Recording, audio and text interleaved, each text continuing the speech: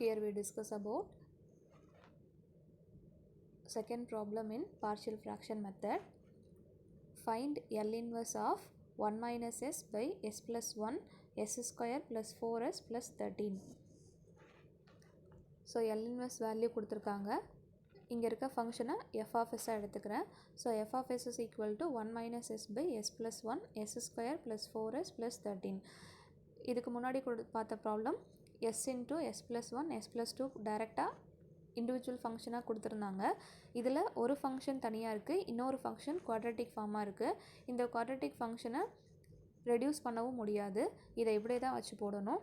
So இதை எப்படி போடலான்றதை பார்க்கலாம்.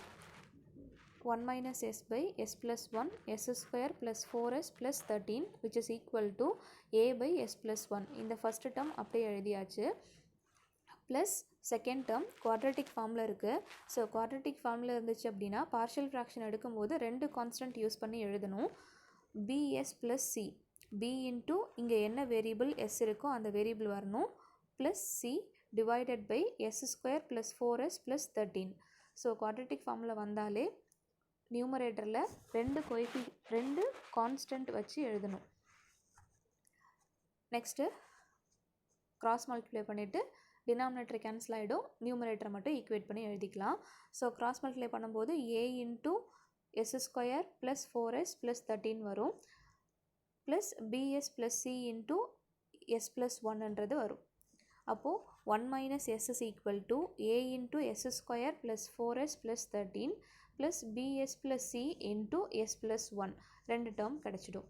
இப்போது இதிலேருந்து நம்ம ஏபி வேல்யூ கண்டுபிடிச்சி இந்த பிளேஸ்க்கு கொண்டு வந்து ரீப்ளேஸ் பண்ணணும். ஏபிசி வேல்யூஸை ரீப்ளேஸ் பண்ணதுக்கப்புறமா இன்வெர்ஸ் அப்ளை பண்ணணும்.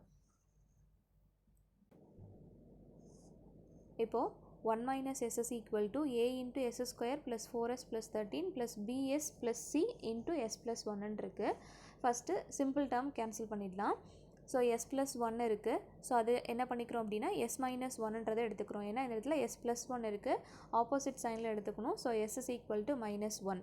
இப்போது இந்த பிளேஸில் minus 1 அப்ளை பண்ணும்போது 1 minus of minus 1னா plus 1 ஆகிடும்.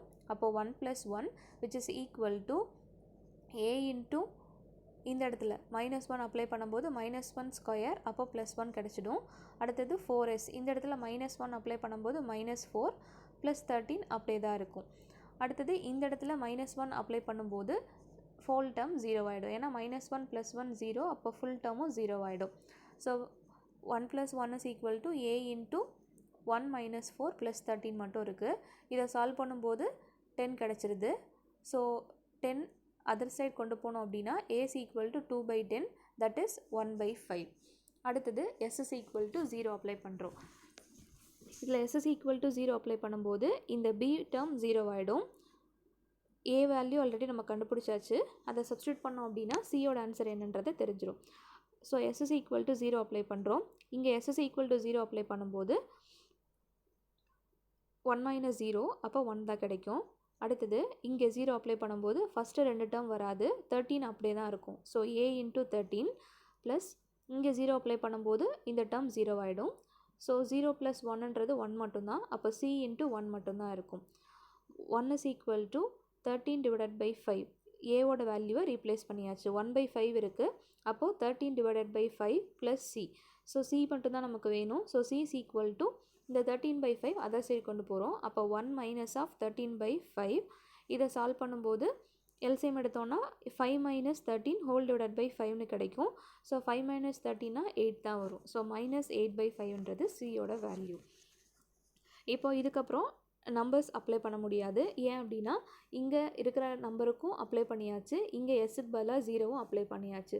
ஸோ நெக்ஸ்ட் என்ன பண்ணுறோம் அப்படின்னா கோஎஃபிஷியன்ஸை ஈக்குவேட் பண்ணி ஆன்சர் கண்டுபிடிக்க போகிறோம். ஸோ இதில் எப்படி கோஎஃபிஷியன்ட் எடுக்க போகிறோம் அப்படின்னா நமக்கு இன்னும் b மட்டும்தான் வேணும். அப்போ b வந்து என்ன டேர்மோட மல்டிப்ளை எப்படி இருக்குது அப்படின்னா s ஸ்கொயரோட கோஎஃபிஷியண்ட்டாக இருக்குது. அப்போ என்ன பண்ணிக்கிறேன் அப்படின்னா ரெண்டு சைடும் s ஸ்கொயரோட கோஎஃபிஷியண்ட்டை ஈக்குவேட் பண்ணுறேன்.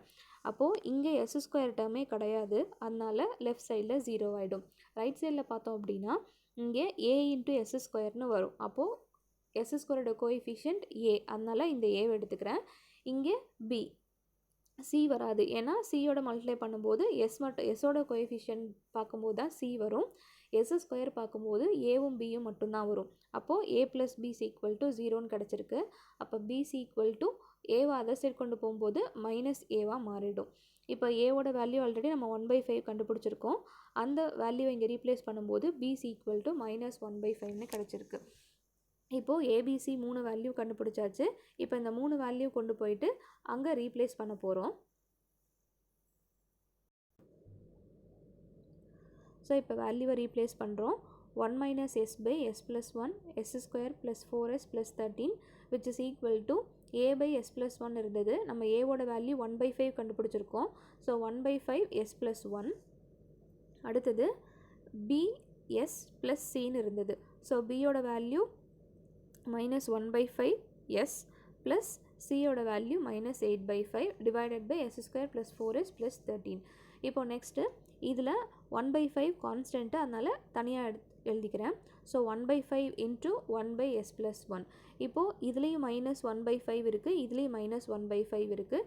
ரெண்டுத்துலேருந்து அதை மட்டும் காமனாக வெளியில் எடுத்துடுறேன். அப்போது -1/5 s plus 8. இங்கே பேலன்ஸ் இருக்கிறது s, இங்கே 8. So s plus 8 divided by s square plus 4s plus 13ன்னு எழுதியிருக்கேன். இப்போ நெக்ஸ்ட் ஸ்டெப்பில் என்ன பண்ணுறேன் அப்படின்னா, இந்த 13 4 + 9 ஸ்ப்ளிட் பண்ணி எழுதியிருக்கேன். ஏன் அப்படின்னா நமக்கு வெறும் s plus 1 s plus 2 terms இருந்துச்சு அப்படின்னா அதுக்கு L இன்வெர்ஸ் அப்ளை பண்ணும்போது இ பவரில் எழுதிக்கலாம். இதே s ஸ்கொயர் இருந்துச்சு அப்படின்னா காசோ இல்லை சைனோ தான் நம்மளால் ரீப்ளேஸ் பண்ண முடியும். ஸோ இந்த டேர்மை எப்படி சேஞ்ச் பண்ணணும் அப்படின்னா s square plus a square ஃபார்மேட்டுக்கு ரீப்ளேஸ் பண்ண போகிறோம் டினாமினேட்டர். அதே மாதிரி நியூமரேட்டரில் ஒன்று s இருக்கணும், இல்லை அப்படின்னா a இருக்கணும். ஸோ அந்த மாதிரி ரீஅரேஞ்ச் பண்ண போகிறோம். ஏன் அப்படின்னா சைன் காஸ் அப்ளை பண்ணோன்னா சைனோட வேல்யூ என்ன அப்படின்னா a by s square plus a square. காசோட வேல்யூ என்ன அப்படின்னா s by s square plus a square. அந்த ஃபார்மேட்டில் இருந்தால் மட்டும்தான் நம்மளால் சைன் காஸ்க்கு கொண்டு வர முடியும். ஸோ இதில் 13 என்ன பண்ணியிருக்கேன் அப்படின்னா 4 + 9ன்றதை ரீப்ளேஸ் பண்ணியிருக்கேன். அப்போ s square plus 4s plus 4 இதை மட்டும் ஒன்றா சேர்த்து s + 2 த ஹோல் ஸ்கொயராக சேஞ்ச் பண்ணுறேன். ஏன்னா இந்த 4 2 ஸ்கொயராக எழுதிக்க முடியும். அப்போ a square plus 2ab plus b square ஃபார்மேட்டுக்கு வந்துடும். அப்போ அதை a ப்ளஸ் b த ஹோல் ஸ்கொயராக எழுதியிருக்கேன். பேலன்ஸ் இருக்க 9 3 ஸ்கொயராக மாற்றி எழுதியிருக்கேன். அதே மாதிரி நியூமரேட்டரில் டினாமினேட்டரில் s + 2 த ஹோல் ஸ்கொயர்னு எழுதிட்டேன். அதே மாதிரி நியூமரேட்டரில் s + 2 டேர்ம் வரணும். அப்போது இந்த 8 என்ன பண்ணியிருக்கேன் அப்படின்னா 2 + 6ன்னு மாற்றி எழுதியிருக்கேன். அதில் s + 2 ப்ராக்கெட் போட்டுட்டு +6 மட்டும் தனியாக வச்சுருக்கேன். இப்போ நெக்ஸ்ட் ஸ்டெப்பில் என்ன பண்ண போகிறோம் அப்படின்னா இந்த s + 2 டேர்ம் தனியாகவும் இந்த 6 டேர்ம் தனியாகவும் பிரிக்க போகிறோம். நியூமரேட்டரில் 2 டேர்ம் இருக்குது, தனித்தனியாக ஸ்ப்ளிட் பண்ணி எழுத போகிறேன். அதே மாதிரி இங்கே முன்னாடி -1/5ன்றது 2 டேர்முக்குமே காமன். அப்போ ஸ்ப்ளிட் பண்ணும்போது -1/5 வந்து 2 டேர்முக்குமே ஸ்ப்ளிட் ஆகி வரணும். ஸோ இதில் 1/5 இன்ட்டு 1/1 s plus 1 இது தனியாக இருக்குது, ஆல்ரெடி இருந்தது தான். இதில் s plus 2 டேர்ம் தனியாக வந்துருச்சு. s plus 2 divided by s plus 2 the whole square plus 3 square -1/5 6 divided by s plus 2 the whole square plus 3 square. ரெண்டுத்துக்குமே டினாமினேட்டர் சேம் தான். நியூமரேட்டர் ரெண்டாக ஸ்ப்ளிட் பண்ணி எழுதிட்டோம். அதே மாதிரி -1/5 ரெண்டுத்துக்குமே மல்டிப்ளை பண்ணி எழுதிட்டேன். இப்போ நெக்ஸ்ட் ஸ்டெப்பில் இதுவும் அப்படியே தான் இருக்கும்.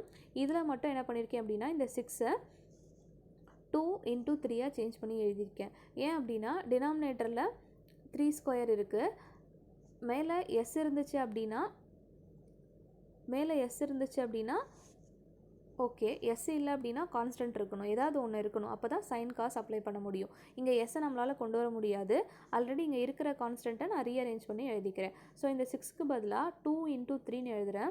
அதில் 2வை வெளியில் கொண்டு வந்துட்டு 3யை மட்டும் உள்ளே வச்சுக்கிறேன். ஏன்னா இங்கே கான்ஸ்டன்ட் வந்து 3 ஸ்கொயர் இருக்குது. அப்போ நியூமரேட்டர்லேயும் 3 இருந்துச்சு அப்படின்னா என்னால் சைன் ஃபங்க்ஷன் அப்ளை பண்ண முடியும். அதுக்காக அதை ரீப்ளேஸ் பண்ணி எழுதியிருக்கேன். இந்த 6ஐ 2 × 3 மாற்றிட்டு 2 அவுட் சைட் கொண்டு வந்திருக்கேன். 3 மட்டும் அப்படியே இருக்குது. So 3 divided by s plus 2 the whole square plus 3 square. இப்போது ரெண்டு சைடும் Laplace transform inverse Laplace transform apply பண்ணுறேன்.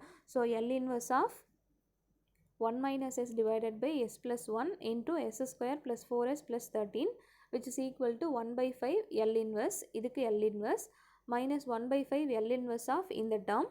அடுத்தது அகெயின் -2/5 L inverse ஆஃப் இந்த டேர்ம் தான் இங்கே கீழே எழுதியிருக்கேன்.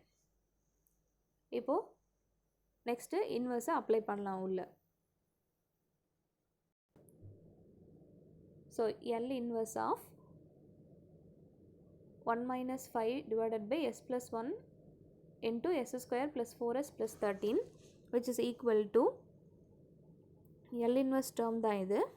இப்போ நெக்ஸ்ட் இதில் என்ன பண்ணுறேன் அப்படின்னா இந்த நியூமரேட்டர் பிளேஸ்லேயும் டினாமினேட்டர் பிளேஸ்லேயும் எஸ் மட்டும்தான் இருக்கணும். ஆனால் எனக்கு எஸ் ப்ளஸ் 2 இருக்குது. இதுக்கு பதிலாக என்ன ரீஅரேஞ்ச் பண்ணியிருக்கேன் அப்படின்னா இ பவர் மைனஸ் 2tன்றதை எழுதியிருக்கேன். நமக்கு இதில் s tends to s plus 2 s plus 3 எல்லாம் அப்ளை பண்ணியிருக்கோம் இல்லையா. So s plus e power ப்ராடக்டில் இருக்கும்போது என்ன ஃபங்க்ஷன் இருக்கோ அதுக்கு லேப்லாஸ் அப்ளை பண்ணிவிட்டு இ பவருக்கு பதிலாக எஸ் டென்ஸ் டு என்ன நம்பர் கொடுத்துருக்காங்களோ எஸ் ப்ளஸ் ஏவாக சேஞ்ச் பண்ணியிருக்கோம். இந்த இடத்துல எல் இன்வர்ஸ் அப்ளை பண்ணுறதுனால எஸ் ப்ளஸ் 2ன்னு இருக்குது. அப்போ அதோட இன்வர்ஸ் என்ன ஆகும் அப்படின்னா இ பவராக சேஞ்ச் ஆகும். ஸோ இந்த இடத்துல எஸ் ப்ளஸ் 2ன்னு இருக்கிறத இ பவர் மைனஸ் 2tன்னு எழுதியிருக்கேன். ஸோ எஸ் ப்ளஸ் 2வை எஸ்ஸாக சேஞ்ச் பண்ணிக்கிட்டு இ பவரில் அந்த நம்பரை கொண்டு வந்து எழுதியிருக்கேன். ஸோ எஸ் ப்ளஸ் 2வை எஸ்ஸாக சேஞ்ச் பண்ணிட்டேன். அந்த பவர் இதில் 2ன்றது தான் ஏ வேல்யூ. அப்போ இ பவர் மைனஸ் 2t, ஏன்னா இந்த இடத்துல ப்ளஸ் இருக்கிறதுனால நான் மைனஸாக எழுதியிருக்கேன். So e power minus 2t by 5 L inverse of s plus 2க்கு பதிலாக எஸ் எழுதிட்டேன். அதே மாதிரி இங்கேயும் டினாமினேட்டரில் மட்டும்தான் எஸ் ப்ளஸ் 2 இருக்குது. டினாமினேட்டரில் இருந்தாலும் அதே ப்ரொசீஜர் தான். So e power minus 2t 3 by s square plus 3 square. இப்போ நெக்ஸ்ட்டு எல் இன்வர்ஸ் அப்ளை பண்ணுறோம்.